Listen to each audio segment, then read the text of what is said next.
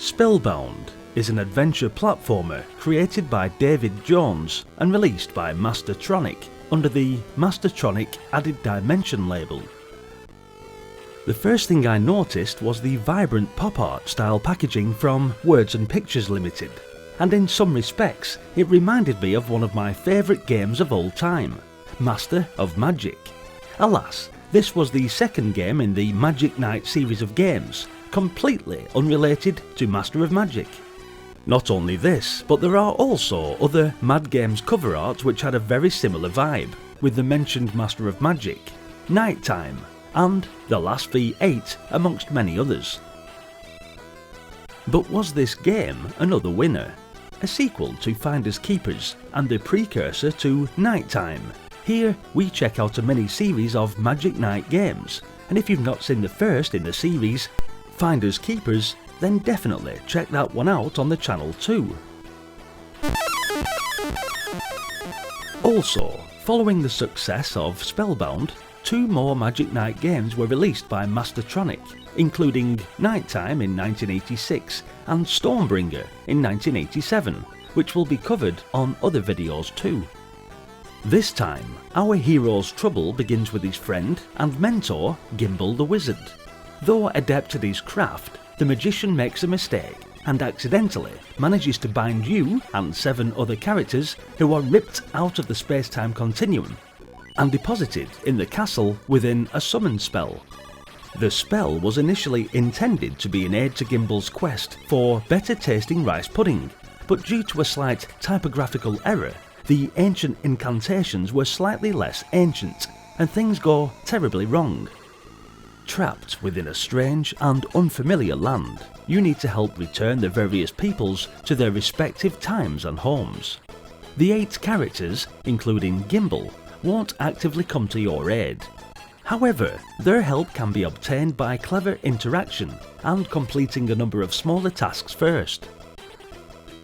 Unlike the first game of the Magic Knight series, Finders Keepers, Spellbound can be fully considered a graphic adventure. It's not point and click, but you explore the world from a side view typical of platformers and can find objects, environmental elements and characters, and you can interact with them using a list of actions such as examine, read, give and take. All of this is implemented with an engine called Windimation, developed by David Jones, that is very similar to the contextual menus or modern operative systems. It really reminds me of the menu and windows you could see on MS-DOS at the end of the 80s.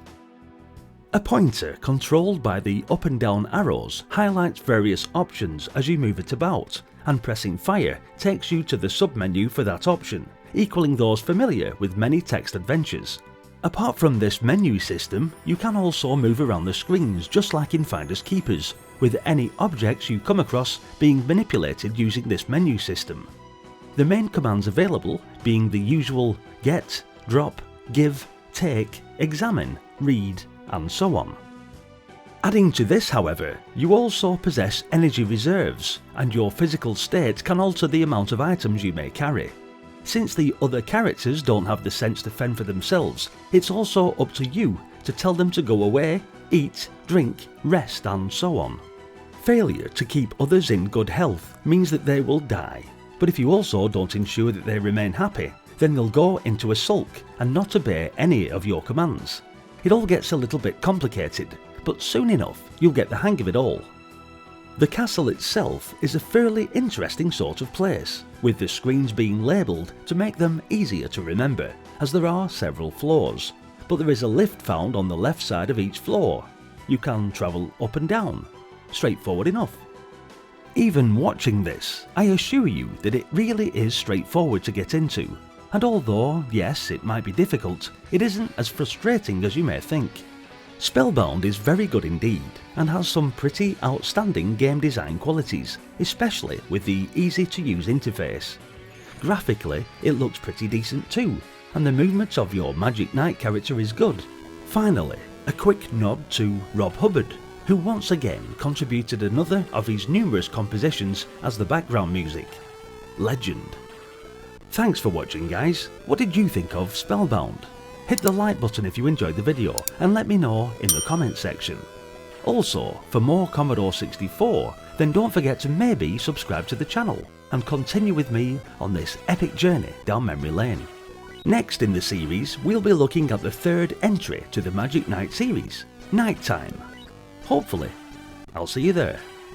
Until then, bye for now.